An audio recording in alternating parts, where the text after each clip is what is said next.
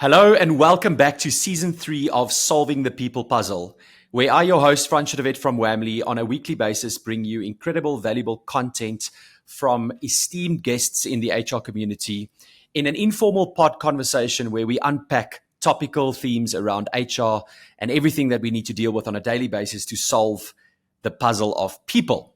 Now, in today's episode, I welcome Elmen Lamprecht. He's the talent sourcing manager from ENGEN, South Africa's largest petrochemical organization. I met Elmen at another initiative that we at Wamley run called the HR Roundtable, where on a monthly basis, I have dinner with HR execs and senior HR professionals in South Africa. And it was just an incredible evening with Elmen. We connected, we shared, we unpacked so many things. And one of the things that we unpacked, I decided to do a pod on, and that is systems in HR. And in today's episode, we're going to discuss what to do if you don't have systems, or what to do when you have multiple systems. And here's a little secret. ENGEN has got over 10 systems that HR department deals with on a weekly basis. So tune in, enjoy the episode. I know that you will find this valuable. Give us some content and feedback. If you really like this, please share it with friends, hit the subscribe button and give us your feedback. I really look forward to bringing you amazing content in 2024. We will continue to speak with interesting speakers in the HR community and just bring you value, because that's what solving the people puzzle is all about. Cheers and enjoy. Good morning, everybody. Welcome to season 3. I'm so thrilled and excited to bring you another season of Solving the People Puzzle, where on a weekly basis, we have interviews with esteemed guests in the HR community. And Elmen, I'm so glad that we're starting 2024 off with you. I almost said congratulations. No, sorry. Welcome. It is phenomenal to have you here. Did you have a good break?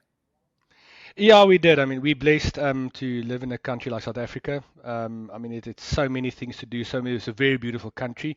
And Yes. also living in Cape Town, right? It's one of the most beautiful places in the world. So didn't go anywhere, but lots to do and had a good break. Thank you, Francois. That's great. Listen, living in Cape Town, you don't have to go anywhere. We all want to come down there. So no, Elmen, thank you so much for being on the pod.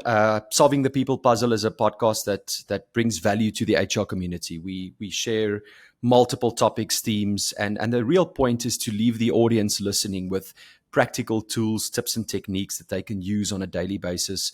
And the idea really is to bring value where we all share common problems, challenges, go through the same ambiguity, the same conversations, and perspective is always just such a beautiful gift. So thank you for being here, and I'm particularly excited about today's topic. But before we get into that, I would love for you to introduce yourself to the audience.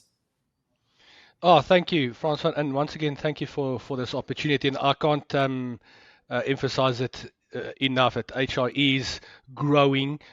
Our impact on business is growing for various things. And I think what the tech we're going to speak about is one of those things. So we need to learn from one another, right? And we need to have this type of conversation. So thank you so much. I've got an interesting journey. I mean, I'm currently the head of, let's say, recruitment and onboarding at ENGEN. It's a petrochemical, South Africa's biggest petrochemical company. But I've spent a lot of my time bouncing between technology, technology, and HR. As you know, I also was part of 2 HR tech startups. So my passion and wherever I find myself, I try to, let's say, unleash the potential of employees with a symbiotic relationship between humans and technology. Because there's certain things that tech is better at, but there are certain things that humans are just simply better than technology. And it's always finding that balance between that we can heighten productivity and profit for our businesses also. But like I said, increase the output of our employees, increasing engagement and development. Yeah, and obviously, currently, this is such a big conversation with ChatGPT and AI and machine learning and all of that. And that could be a completely separate episode, because I think it's very topical. And I don't truly believe that we understand the potential and what comes with that conversation clearly yet. But what I do love about what you're saying is, on a practical level, your career has been around balancing systems in HR with people to enable data-driven decisions. Is that correct? Yeah, data-driven decisions, and of course the engagement. There are certain things that humans. But let's talk the onboarding process. Onboarding process, you've got administration that needs to happen. If you can use AI and technology, you can really streamline and automate that part. Okay, so that's where the Mm. technology part comes in. But things like orientation and the inspiration part and onboarding. When somebody new start, they want to connect with other humans. They want to build that Correct. relationships. Building that binding and bonding relationships is important, and you can't do that through technology. That interpersonal. That Mm. tell me a bit more. What does the culture really mean? That type of relationships, and that is what I mean. Whether it's onboarding, Yes. learning and development, recruitment, it's data driven, because I think we're going to speak about it a bit today. But getting the data right, that's Yeah. very important, because HR needs to become more data driven. But it's also allowing the people the freedom to step away from the admin Yes. stuff and actually focus on the value adding interpersonal relationship building type of 100%. things. Yeah. That's it. Now, Elman, as a service provider of HR tech, we often see with our large corporate clients specifically that we aren't the only system, right? So there are multiple systems, multiple licenses, and what we've seen increasingly, what I've seen is that HR needs to deal.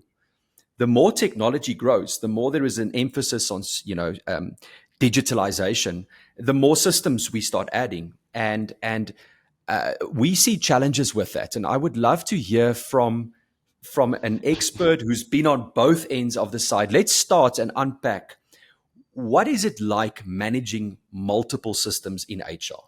Let's start with that as an intro. Yeah, it's a nightmare. No, it is. It is an absolute nightmare. Doing that. I mean, in our discussion that I told you, just in recruitment and onboarding, that's just one basically part of the HR life cycle in ENGEN. We work with 12 different systems in and out my Yes. team, right? I know of a big telecommunications company in South Africa. That entire HR spectrum, we've got 38 different systems. Josh Berson wrote an article in October last year that says a line manager between business systems and HR systems, they can deal with up to 120 different systems in and That out. So I is think that is the whole thing insane. about systems is not just an HR issue. I think it's a business issue that we Mm, really need to solve. And luckily, things like single sign-on and all those type of things is helping us. yeah. But it's a nightmare, Francois. It's really a nightmare managing all these systems. And I think I completely agree with you. And I think, one of the three elements that we could potentially start unpacking here is everybody has this need for integration, data accuracy, and Yeah. standardization. Oh yes. And are those three, would you say those are common in Engine as well from an outcomes perspective, but there's challenges in all three of these? So naturally, and I think, Francois, we need to take a step back. So the whole thing about integration, about data standardization, is almost a vehicle of something that you want to achieve. What we want to achieve from an HR point of view, right, is to enhance the service and strategic ability. I think HR is evolving. If you look at what Dieter Veldsman is saying, we still need to have a big ops. That's why we need to have like a HR COO, almost head of HR ops. But we need to get more strategic as well. And Correct. what are we trying to get? So that is what we're trying to do. So enhancing our operations means that we need to have standardization and we need to have integration. Mm. Improving the strategic part of HR involves the whole data-driven decision making, clean data, and data analysis. So I think what you're saying is correct. We're going to unpack that, but that is the vehicles that serve the operations and the strategic ability of Yeah. HR. And interestingly enough, our best performing podcast of 2023 was me and Dieter, and we had such a phenomenal conversation. He moved to the Netherlands; he's now working there, Yeah, and we briefly touched about this. The conversation was more about the role of HR and how that's evolving. But yeah. one of the things I specifically remember him mentioning is that the more systems we add, the more complexity there is, the more data driven it becomes, the further behind our skill set is as HR practitioners. And that also needs to catch up. So, just Oh a little yes. side note, maybe a comment No, on that. no, 100% correct. Remember, most of us when we at school and we went to go see the counselor, say, what do I need to study? If you were good in maths, you were good in science, nobody told you, HR is a job for you, go into HR. Yeah, they send all those people in accounting and engineering and so on. So what ends up happening, a lot of our senior managers, now me included, and executives, we had to basically learn outside of our formal education and how to deal with technology, how to deal with data, because our formal training never covered that stuff. So unfortunately, yes, it's an international issue. A lot of HR people simply do not have the skill for what HR is involved into. No, correct. Fantastic. So, Elmen, okay, system integration, data analysis, predictive analytics. Where do we start? How do we help the audience? I'm sitting in HR currently. I either don't have systems and I need to start introducing them, or I'm faced with 12 on a weekly basis. Okay, so let's start with those people that don't have systems, and they are actually in the envious situation. So, Yes. and the reason why Blank we're slate. saying is, yeah, and the reason why we're saying is because a lot of time, and we're seeing in businesses in general, that's why it's not just an HR problem, but in general, what happens in corporates is there is no technology strategy when you start off with. Not a lot of corporates start off with an HR tech strategy to say, well, what is that what I want to achieve? What is my process flows and everything look like? Then based on that, let me look what my technology needs are, all of them, not just single, and then let me build an HR tech stack on that. What normally happens is people say, hey, I want to improve interviews. Oh, let's go. Oh, no, I've heard about video interviewing. Then they go out there, they get a Whamly in, separate from everything. They don't think how this is now going to fit in with the leadership development, how that is going to fit in with exit interviews, how this is going to fit into SAP HR and all the ERPs that they're using. They've got that. And then they just keep on buying. So if you are looking at getting HR tech, I think the first thing that you need to do, don't speak with vendors. Don't do that yet. Really go internally, look at your HR processes and understand what do you want to achieve. Create that strategy. The strategy would help you to create the scope of work, and that scope of work then you take over to your vendors, because that will then help you to understand how the different vendors are going to fall into and pass on and work from there. Then all the things that, but and we'll talk about it now, but all the questions about integration and data and so forth, you address it up front and not after the fact, right? Correct. I want to make a comment on that. We often see when we implement Whamly that there isn't a clear understanding around the why. And I think it ties it. There might be other reasons, but it ties exactly into what you're saying now around, do you internally understand the strategy? Have you thought about it? Is there a strategy around why you're introducing the tech? Is there a business problem that you're aiming to solve? Maybe it's an inefficiency problem. Maybe it's a data problem. Maybe it's whatever the problem is. Is that identified? Then from there, go and decide what this tech stack is that you're looking for, and then finally go and talk to the. I absolutely love that. The first question an audience member now might go is, okay, Elmen, how do I go and do that analysis, that needs analysis, practically? 2-3 comments from your side. Yeah, okay, so let's say you have a strategy, because the strategy is complex, right? I'm not going to delve into that, and we can take a look. But let's say about how do I do that type of needs analysis. It's quite interesting in an era that HR always loves to do employee engagement, that we don't do the same type of surveys when we want to implement HR tech, right? So the first thing that you need to do is, let's say you got a technology, and let's say it's video interviewing, right?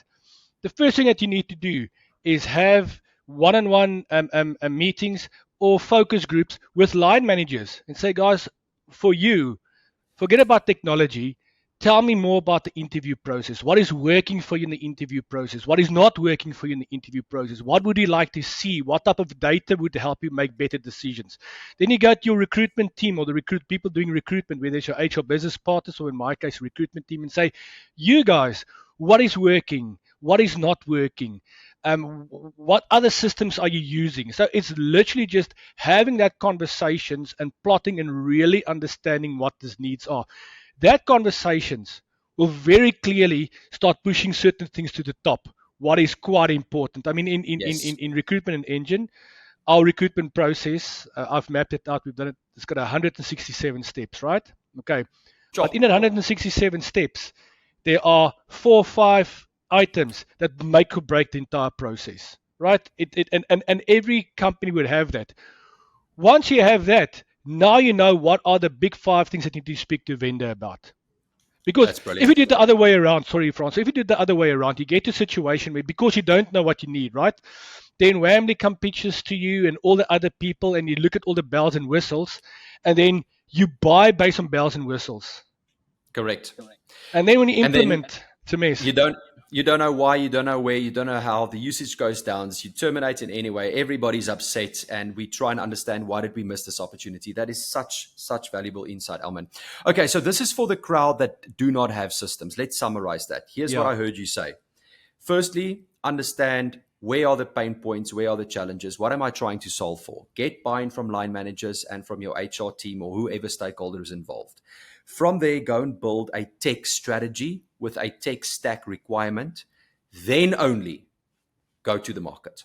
100%. And when do your tech strategy, remember to speak with the CIO, right? Because they would either work in a Microsoft environment or in a Azure environment. They will have a data management strategy and all that type of things already. So just understand their cloud strategy, their security strategy. What is their tech strategy at the moment? So the moment you develop your HR tech strategy, when it then comes to stuff like integration, data management, single sign-on, all that type of things, that your strategy plugs into the full business IT strategy. Yeah. Fantastic.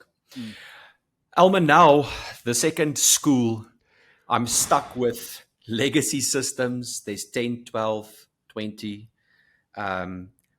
What do you see on the ground from a challenge perspective? And then we can potentially try and solve that. But like, what am I faced with if I'm this poor HR individual stuck with 10 systems?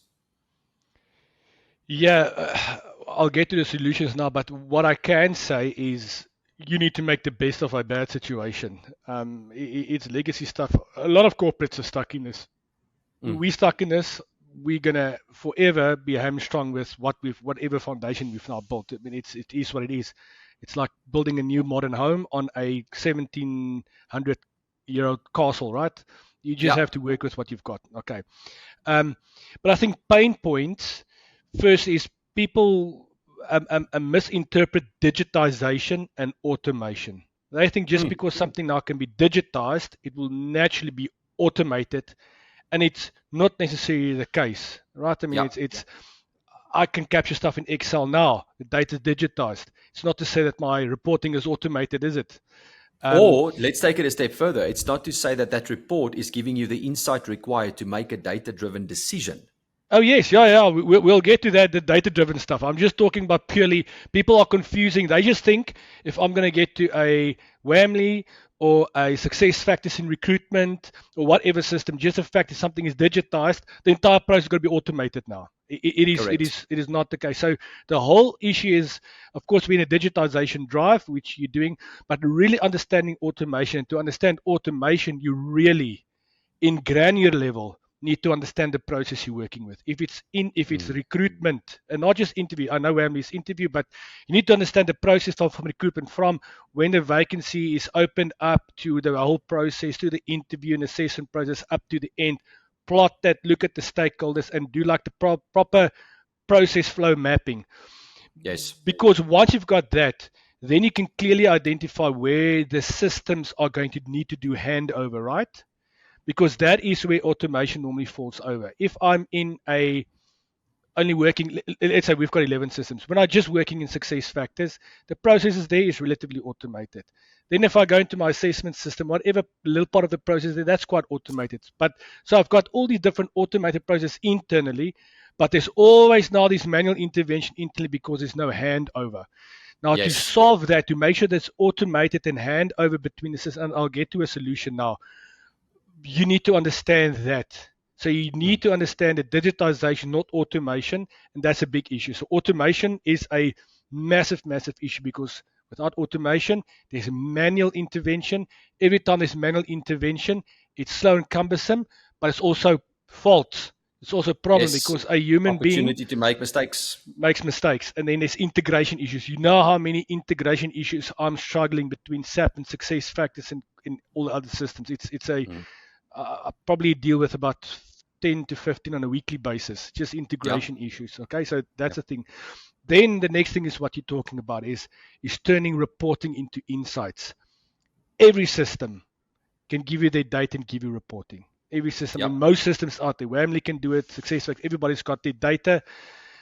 Some of them can even give you nice pie charts and so forth. But if you really need to go insights, yeah. you actually need to have data from the various systems together, from your recruitment system, with your video interviewing system, with your assessments, with everything else. Put that together and then run insights from there.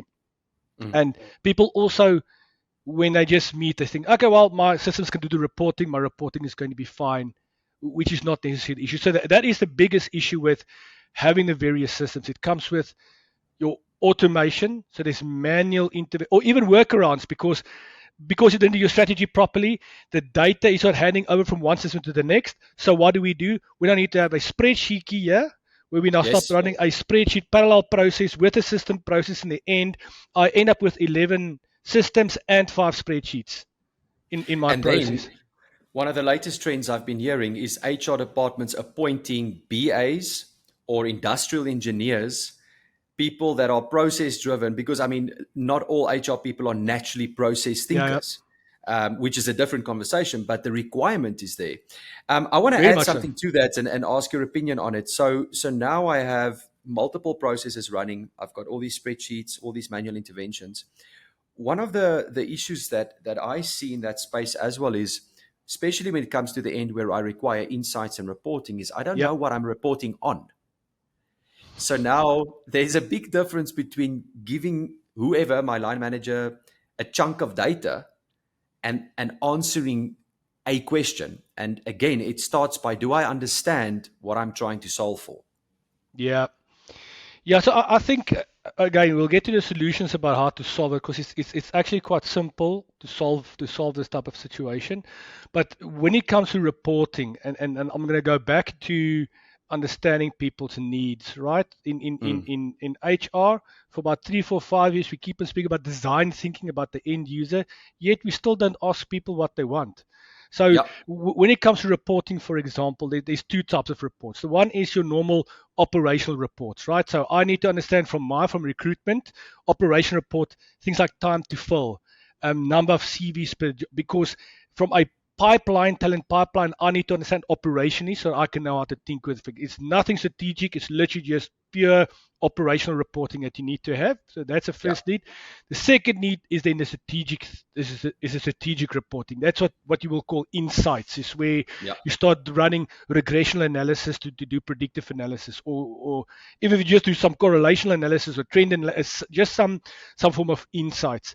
In both cases, it actually needs to start with a needs analysis. This is the issue, Francois, what always happens is because people don't think about reporting, all of a sudden a manager somewhere's got a need. Hey, can you just report on this? Now we scramble, get some reporting, import, export, spend a week on a report, send to the manager, never to repeat that process all over again because they don't need to run that report ever again. And then we rinse and repeat that all over. So you need to Yes. start off first by, in my case, me and my direct line manager really understanding what is the operational reports that we would require, really understand it. And again, Mm. if you've done your Mm. process flows properly, you'll understand the pipelines, you understand what you really need to measure, right? But understand that. Then you speak with your vendors because sometimes if it's operational report about something, you can just get it out of one system. Very often operational part. Sometimes you need to mix and match. I'll get to that. That's the first thing that you need to do. The second thing, and the strategic thing, that you actually need to go to your executive committees, which is your divisional CEOs, your divisional GMs, to the board, and ask them and say, what are your most pertinent business problems? What are you trying to solve? Is it cost efficiency? Is it productivity? What are you trying to solve? And by understanding that, then you sit with your HR team and say, okay, well, if we are trying to do cost cutting, for example, okay, what type of insights can we try to get about cost efficiencies? Yes. Then based on that business question, you see, it's not an HR question, it's a business question. Then you go into the data and say, but how are my people contributing towards the business goal? And then you get insight. Then you can go insights, just like the head of supply chain goes to the board and provide insights on how their stock holding and their supply chain management is contributing to cost savings, yes or no. The HR director needs to do the same and say, but if this is what the business tried to do, this is what we've seen with our processes, and this is actually how we can make people a bit more cost effective or so on. And it starts with needs analysis. That's a problem. We don't do the needs analysis. We've got a need, we do a report. Got a need, do a report. We don't spend time doing that proper needs analysis, and based on that, Asking the why, building a system around it that's repetitive and gives those answers. Repetitive is a big thing. Elmen, let's circle back to solution mode for multiple system landscapes. Yeah. What can we do there? The cheapest. Okay, so there's basically when it comes to easy answer, chuck out half. Okay, no. So there's basically three things that you can follow. Okay, the first one is to run a full ERP strategy. So that's why you're saying you chuck out your independent ones and you go straight Oracle, straight SuccessFactors, straight Workday. That's one thing. No integration issues. The problem is that software is sometimes bad. It really doesn't help with operations. So what happens, what we've seen is people go through ERP, data gain integration, so forth, but now because it's not fit for purpose, right? Now they've got all these spreadsheets and all that type of stuff, workarounds anyway, because the system doesn't do what they want. Okay, so that solves integration, but it doesn't solve your practical issue. Okay. Sorry, just a comment on that. Sorry, just a comment on the go big ERP. That's often uncontextual because it's a global brand. There are specific reports, specific requirements that we might need here in a South African context.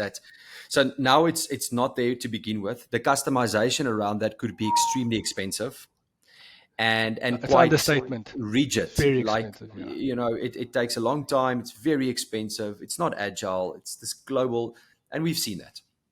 No, it's definitely not. That's why, again, Josh Burson is probably the HR tech guru.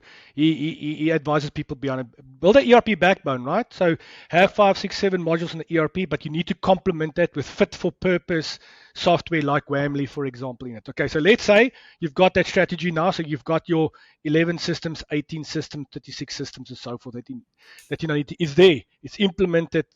It needs to happen. The easiest way from there.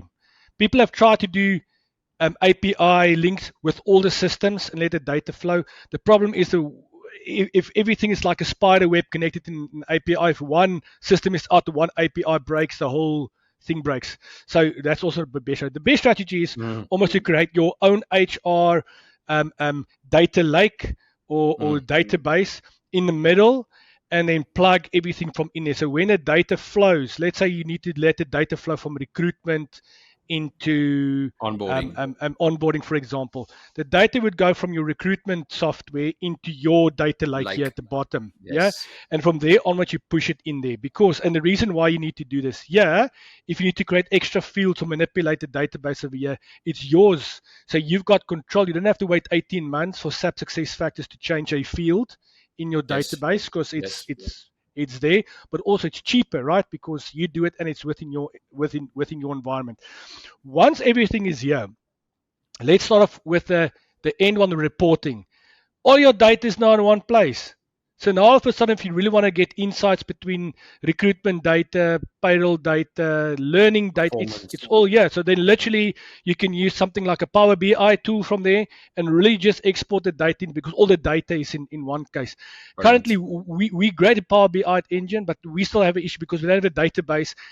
If we create dashboards, we've got Craig and Jerry. They literally have to go into 4 or 5 different systems, do import, export. Then they've got different spreadsheets, then put it into Power BI. It is a mess, right? So if you've got your central database over here, your reporting is then sorted if you plug a Tableau or Power BI or anything in there. Okay. Yeah, that's brilliant. So the second thing is then with the automation part, and this is a bit more tricky, because sometimes the various systems do not have the data fields internally. over here. So even if you've got data, you push it to your data lake over here, and you want to push it to the onboarding one. If they, for example, don't have the field for race and gender, right, it sometimes can become an issue. However, how you solve that, if you've got in all your systems and in your data lake the golden thread, that one identifier that you're talking about one person, whether it's a ID number ID, or a email. employee number, right? Or a email. Sometimes, email address could also work, but sometimes if a candidate applies, say you have a Gmail email address, right? So then, but later on, the moment you convert. But anyways, if you've got that one, then often you don't have to worry about having all the fields in here, because you already know that Francois, all these demographics and stuff is a summary. So if you got in your LMS system just his name and his ID, for example, you don't have to worry about his race and gender and all that type of stuff, because when you do the reporting, all the data is here, so you can just take the data you've got from LMS, put it in here. If you need to run reports from there, everything is in here. You can run everything from there. So it does involve HR working closely with your IT division, and sometimes it's not a capability issue, it's a capacity. So sometimes you'll go to the CEO and say, I want to have a data lake, and they say, I'm struggling I don't have time for it. Then you probably need to go to an external vendor. But that is the only and the best way to solve out your reporting and your integration issues, is by having the central company, your own data lake from which integration, automation, and reporting works from. Brilliant. Elmen, we can go on for the entire day, but we have to land the plane and summarize this. It's been extremely insightful. We've not done a podcast episode on this topic yet, so I'm very excited to bring this to the community. So let's summarize. We're talking systems, we're talking integrations, we're talking organizations who don't have any, and we're talking organizations who have multiple. Key takeaways that we want to leave the audience with. Speak with stakeholders. Don't just implement anything with reporting or system. Start off, have the meetings, understand the needs behind it, because based on that, you're going to save so much time and money onwards. I think it's a needs analysis is the big thing. First. Then, and when it comes to systems, just understand that digitization is not automation. So when you implement and when you think about integration and reporting, all that type of stuff, as much as you spend time in digitizing your HR processes, really understand how you're going to automate it, especially between the handover between systems. Make sure that you've got a plan on how that handover is going to happen to automate it. So I think from what you're talking, that's a big thing. Speak before you do anything, listen, do analysis, and just understand your processes for automation, because it's not the same as digitization. That's the two key takeaways. And the third thing I would want to add to that, because I've actually not thought or spoken about that too often, is this concept of having your own internal data lake, if it's possible, if there's capacity and capability potential in the business. Have your own data lake where whatever system you're using feeds information into this pool of information that you control, so that you aren't limited when you have to do reporting and give some insights. Yeah, and what also happens from there, it allows plug and play, right? Because your data is already here. So if you have to replace your bad video interviewing system with Whamly, which is the best, then it's literally just you remove the other one, you plug Whamly in, because you don't have to worry about integrate. You don't have to worry about this, and so you control the data. Then you just need to do the API between the data lake over there. It helps you with the plug and play stuff in future. Brilliant. Elmen, thank you so much. This has been extremely insightful. Can't wait to share this with the audience. Good luck with 2024. Good luck with everything that you are embarking on. I look forward to engaging with you more and appreciate your time. Thank you so much.